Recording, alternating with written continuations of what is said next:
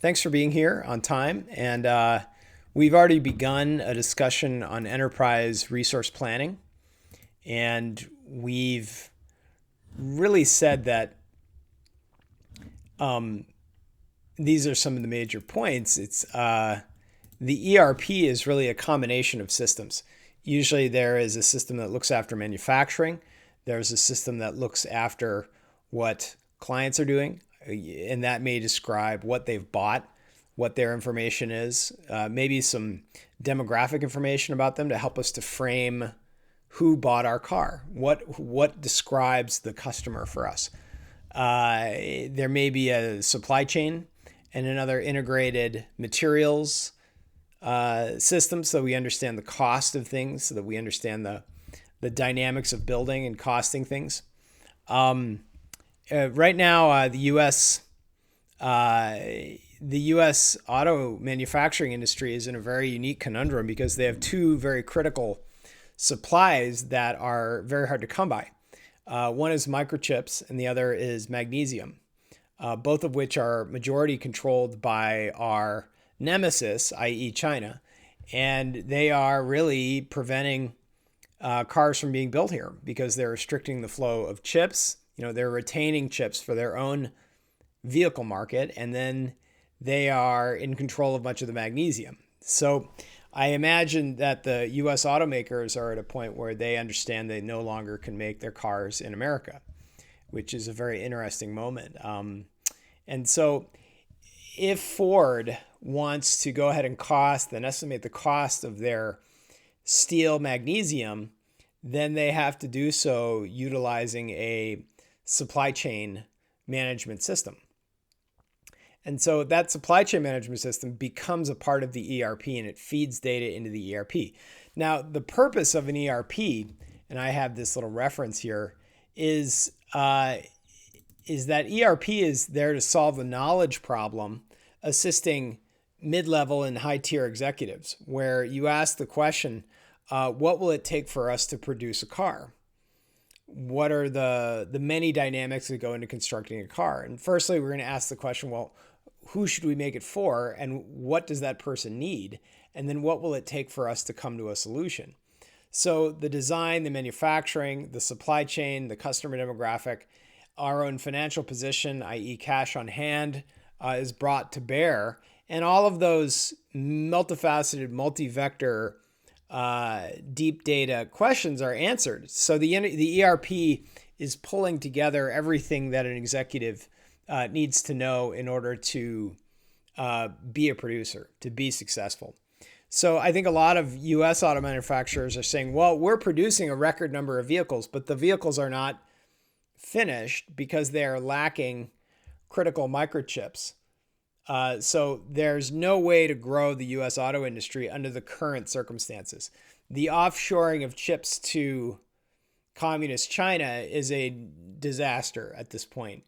And so, I don't mean to be to talk about real world things, but, an ERP that's done inside of the auto industry right now is having to make light of the fact that there is a completely different premium that's being set for the lithium for batteries, based on our pullout from Afghanistan, our non-relationship with Afghanistan, and then for the magnesium, which is due to our toxic relationship with our partner China. So the cost of those critical resources is going to be brought to bear upon the production of vehicles. Let's go take a look. Now, ERP is very classically delivered from the big ERP manufacturers. One is SAP or SAP. It's a German software company, and they are really experts at the enterprise resource planning system. And I think I can move that right there. And it's very compelling because there's such a passion and a commitment and such a presence for manufacturing inside of Germany. And so Germany is not in itself a very significant IT producer, i.e., the Microsofts, the Googles, the ESRIs. Those are American companies. But SAP, that is an absolute German product, and it's something that I think comes from the German experience in manufacturing post World War II, where they're having to compete on a global basis, i.e., manufacturing firms. They have to be excellent. They have to satisfy a very high end consumer, i.e., Americans. They have to do so utilizing high cost European labor or locate that labor elsewhere. And then they have to deliver up to the European standards. So there's a multitude of challenges that the German manufacturer must meet. And so I imagine that it's to my mind, it's endemic of the German nation that they would have to come up with a attitude and for producing, and that attitude is very all-encompassing. There can be no detail not considered in the production of successful vehicles or hand tools or engines or anything manufactured. The entire world of technological manufacture. So SAP is one of the few IT products that comes from West Germany, to their credit. But it's a very critical. It's probably the industry leading implementation of the ERP. So the SAP Corporation is very influential in this regard. The Americans, of course, Oracle, they are bringing forth their own ERP. Microsoft is producing Microsoft Dynamics. And I wanted to emphasize these two vendors because usually when we talk about ERP, unless you're Tesla and you're making your own ERP, you are purchasing the ERP from a vendor, and that vendor has immense background and understanding about how that ERP should work because there have been hundreds of large-scale enterprises that have adopted it. So what we're trying to do is, it's just a bunch of graphs and, information, informatics. But what we're really trying to do here, and I could bring it around, is, and these are the different industries and how they leverage. And let's look in supply chain. We're very much a supply chain economy here in SoCal. And so, what is the ERP that is needed by supply chain?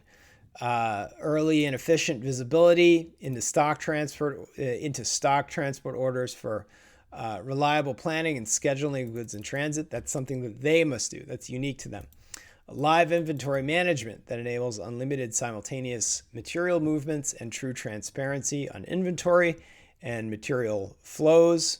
A single warehousing platform for all warehousing operations, including optimization, automation, and labor management. Here, I'm just opening up the chat window just in case somebody has comments. And then one single harmonized manufacturing resource process for all materials, both unconstrained and those requiring advanced constraint-based planning. So the idea here is, and in my mind, information systems always represent the knowledge problem facing decision makers. So should we purchase more trucks? Are our trucks on time? Is the process that we use to stock and get our trucks on the road time efficient and profit efficient? Are middle tier and higher tier managers able to troubleshoot and locate the problems within a business process? And then at the end, are we able to evaluate the overall efficiency of the way that we do business? That in itself is a knowledge problem facing managers. So when you speak about a customer relationship system where you track the demographics of customers, or a supply chain management where you provide a real-time hedging platform so that we can purchase materials from a global supply chain, or an ERP or an enterprise resource planning, you are always answering the questions that managers have pertinent to the management of their department. So when I look in finance, I look in my own industry, I say, well, what are they trying to do? They're trying to look at Now, in the finance industry, you are delivering human services. Even the only contrast to that is if you were to operate, say, in a high frequency trading environment, like in a Citadel or a Renaissance or a UBS, where there's a great deal of computers doing trading. And in that way, that is the sole example where where a financial industry would resemble a manufacturing. Here's our big machine, and it's putting out results.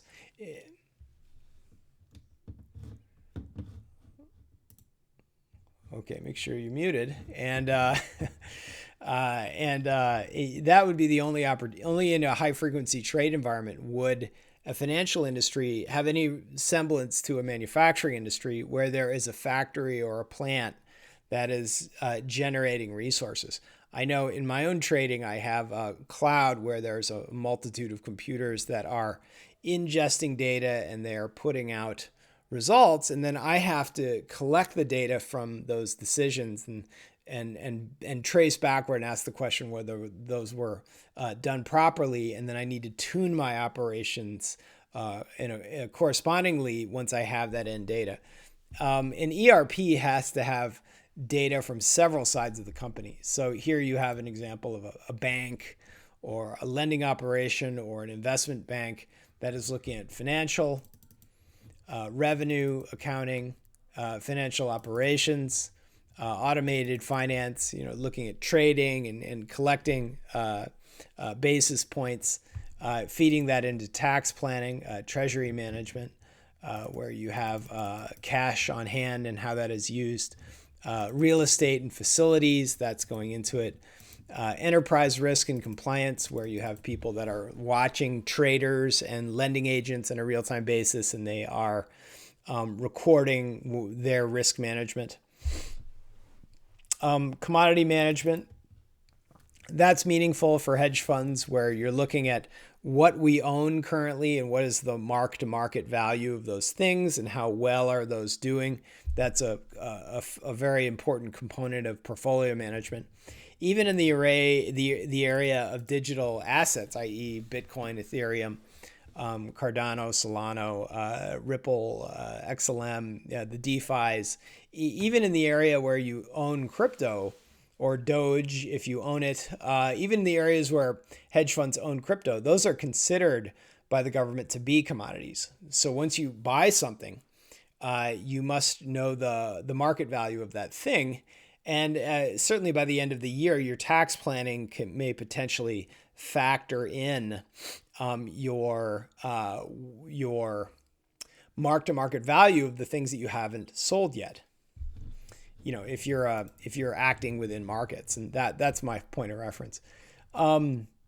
So AI capabilities for finance. That's interesting how the idea of an artificial intelligence is being used at the core of ERP.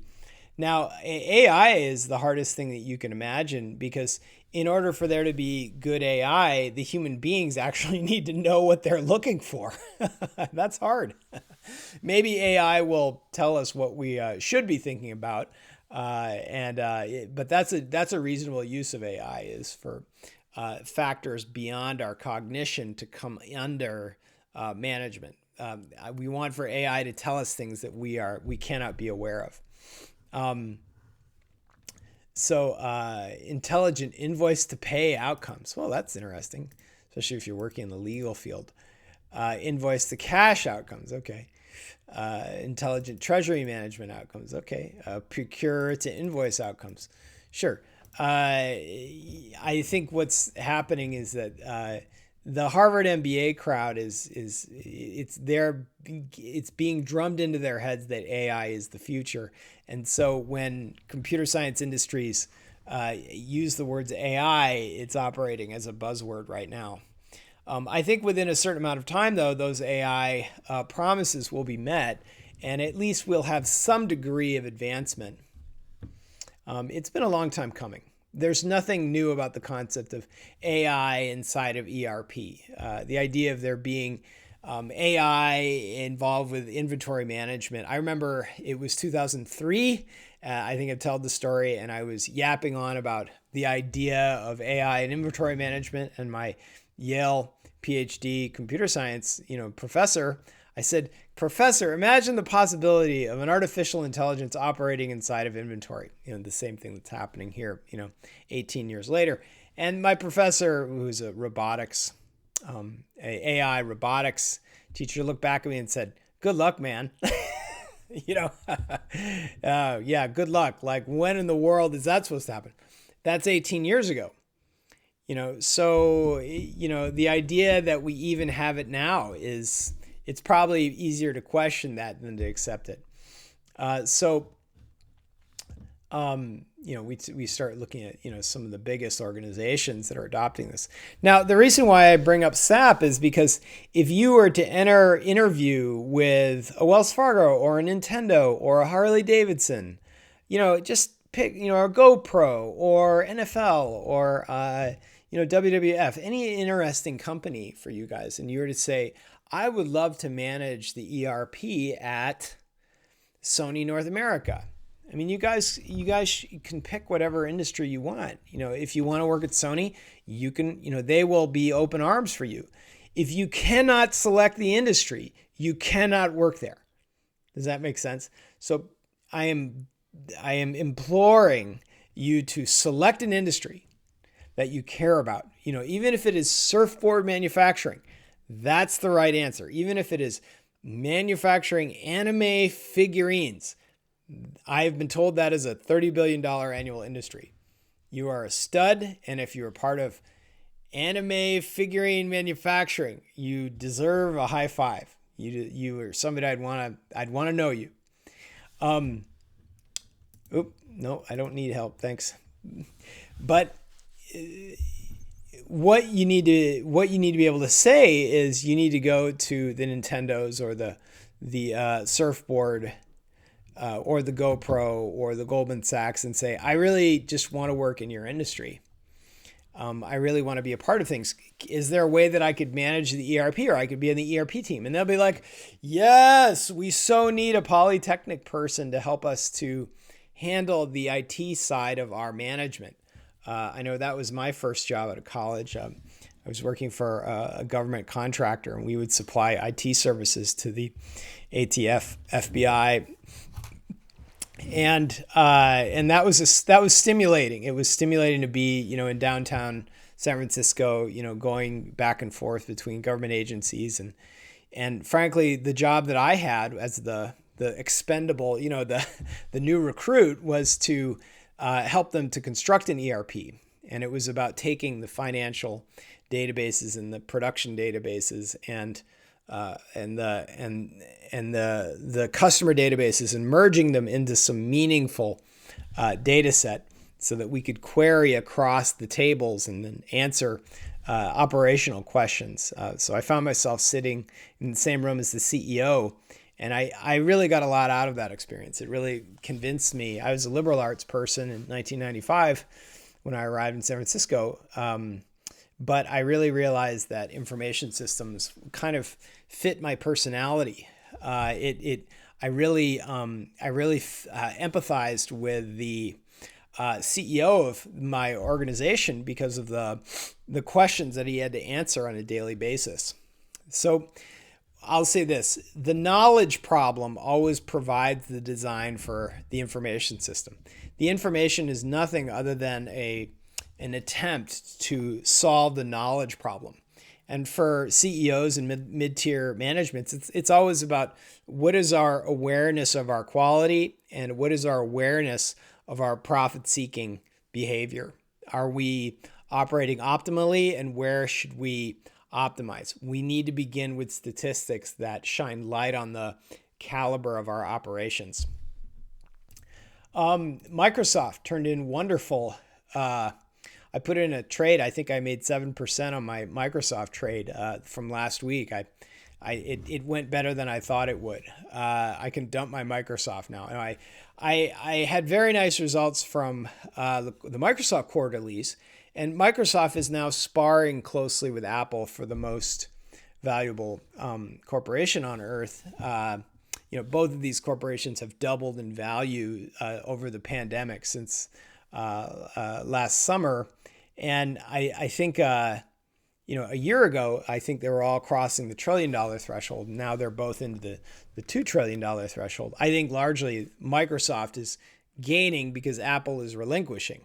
Apple's China relationship is beginning to sour because they just can't get things done. China is declaring a warfare on us, and they are supplying their own internal industries, and they're not supplying us, the tired Americans. But Microsoft, independent of that, if you can ignore that, Microsoft is a fascinating organization, and it's very interesting for us to see the kind of IT services that they're rolling out. And the proposition that Microsoft has is that if they do a good enough job supplying the ERP building blocks, then they can send very well-paid consultants from the Polytechnic colleges of America, and those young men and women can busily take the building blocks and build up something that is customized for the customer. And then, of course, Microsoft will make the argument that they are in the best possible position to actually host and operate the ERP within the Microsoft cloud. So in many ways, Microsoft is delivering on what IBM has been trying to do, for generations now, which is to do all of the IT for an organization. Now, the ERP is among the most important and mission-critical systems that can run within an industry. So the reason why I mention Microsoft's excellent quarterly results is that the more ERP customers that are coming into Microsoft and the more ERP business they are doing, that's extremely valuable business. The ERP that Cal Poly uses to do all of your scheduling and to do all of the resource planning, that's a very good ERP example. I think that's $1 million a year system. I think the PeopleSoft ERP, that's extremely precious material, and having the scheduling that's done, that's at the heart and the soul of the capital management model here at Cal Poly. They have a certain degree of tax and invoice revenue, and they have a certain degree of professors, and they have a certain 32,000 N 32,000 plus students that they must tactically move, through the discipline, through the degrees.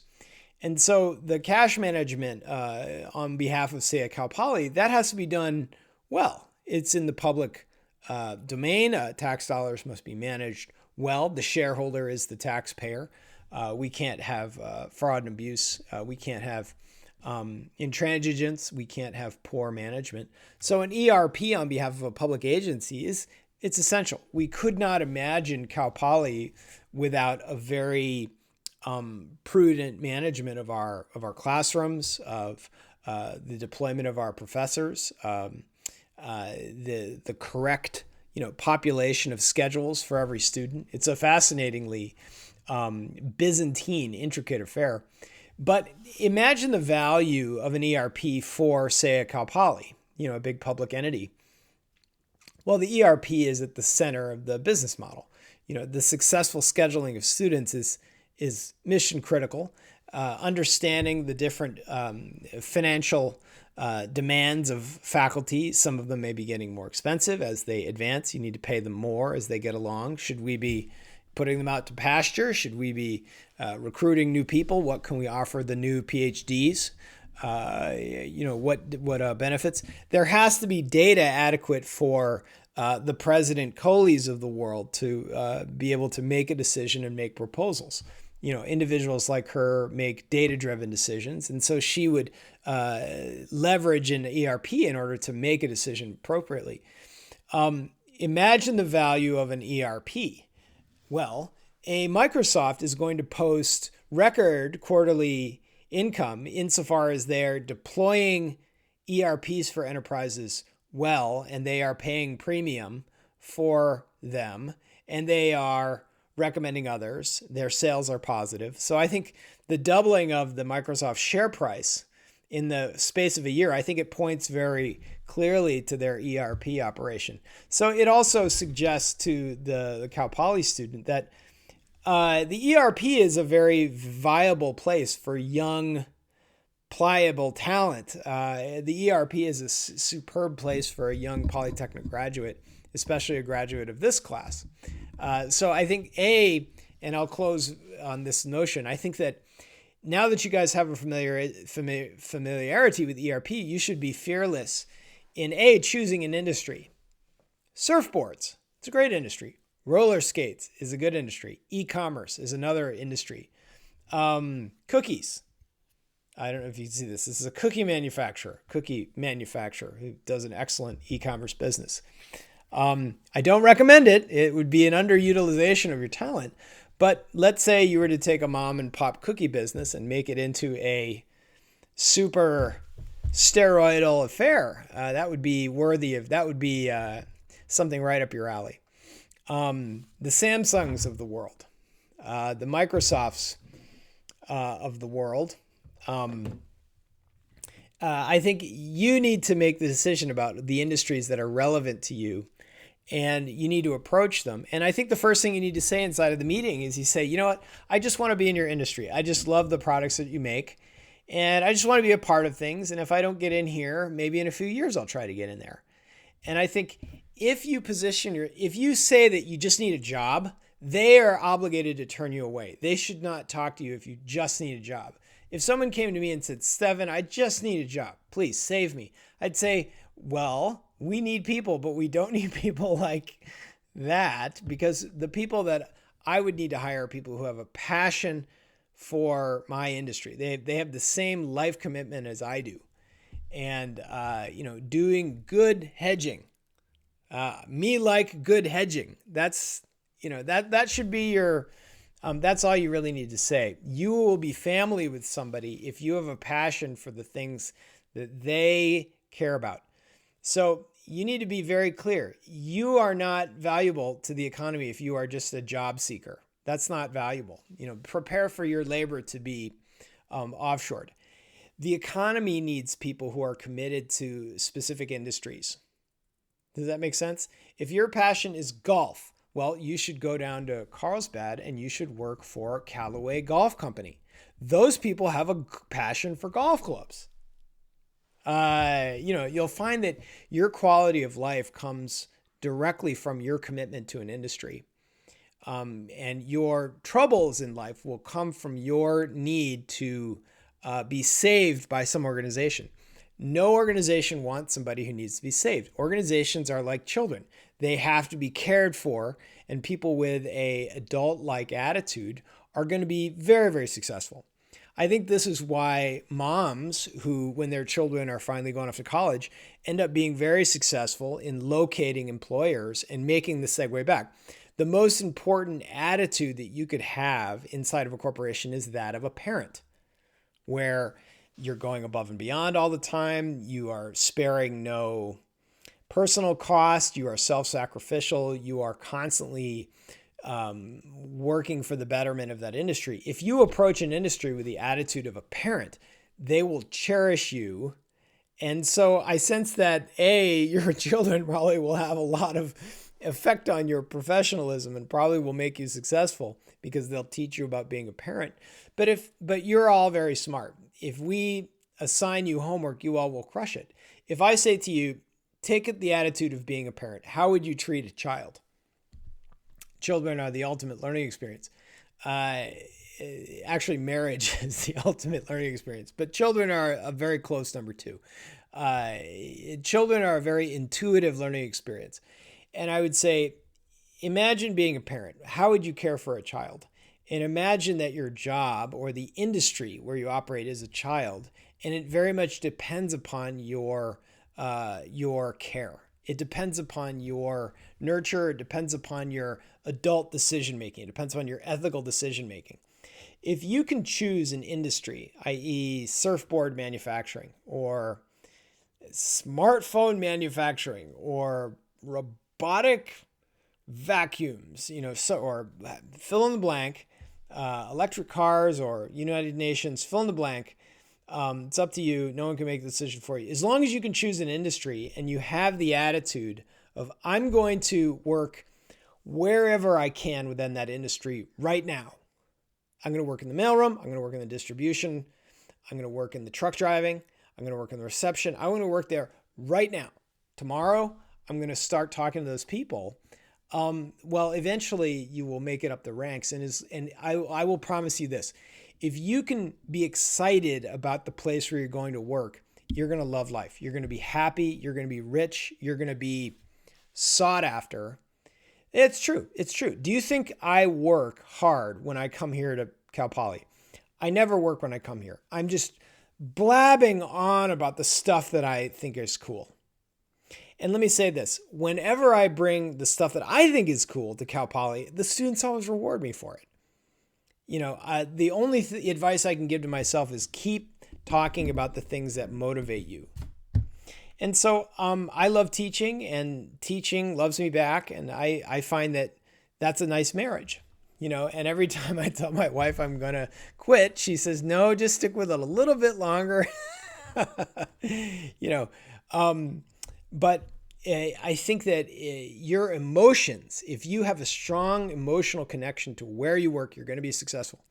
The inverse is also true. If you do not have a strong emotional connection to where you work, you will be fired. They will find a way to get rid of you. I mean, look at what's happening in the U.S. automotive industry. The lack of magnesium means that the Fords, the Chevys, they're going to have to manufacture in China. The Chinese will force the lethargic Americans to offshore their entire automotive industry. And they will be guaranteed a healthy supply of magnesium insofar as they locate. And I've never seen anything like it, but that's what, go to a car lot right now. Go to a car dealer right now. You'll see that it's empty. The big auto dealers around me, they're used to getting 130 cars a month, and they're getting 7 cars a month. And those 7 cars are selling briskly and at a premium. But it's clear that there is a complete reset, a complete disruption. And it's happening from the people who have the microchips and the people who have the magnesium. And the Chinese have very dutifully gained control over those things. So what I'm going to say is that industries change. And industries find the most enthusiastic place to do the work. If the Chinese are the most enthusiastic, or if the Tajikistanians are the most enthusiastic, or if the Africans or the Cameroonians are the most enthusiastic, they will get the work. Does that make sense? They will, yes, the steel does, apparently. So I'm told. Here in America, the folks in Alabama are dedicated. They are emotionally plugged into the work. The folks up in Detroit, they've been shooting at the Fords for generations. There's always been a military opposition to, the socialist element has always been unfriendly to big business in Detroit. And guess what? Bye-bye. If you're not enthusiastic about your employer, you're as good as gone. Do not ask for the employer to supply you with a job. It's not supposed to happen. The employer needs to embrace people who are absolutely enthusiastic, insanely excited about what they're doing. So my advice to you is don't bother getting a job. Make sure that don't get a job at a company. Make sure that you are getting a career in an industry, and you will forever be fat and happy. You will never, but you must operate with that mindset. If you're just a job seeker, you're not important. You won't be treated well. Your education will be a waste. So, and then I think here you can see how industry absolutely is shaped by the ERP that's built for it. So look, fun. I hope we get a chance to talk more about industry. My homework for you is for you to identify right now in the comment section, what is the industry that turns you on? That intrigues you. Who do you admire? Who do you think is interesting? Put on your adult hat. And if you can't do it, then you need to do it. You need to grow up and do it right now. So enjoy. Thank you.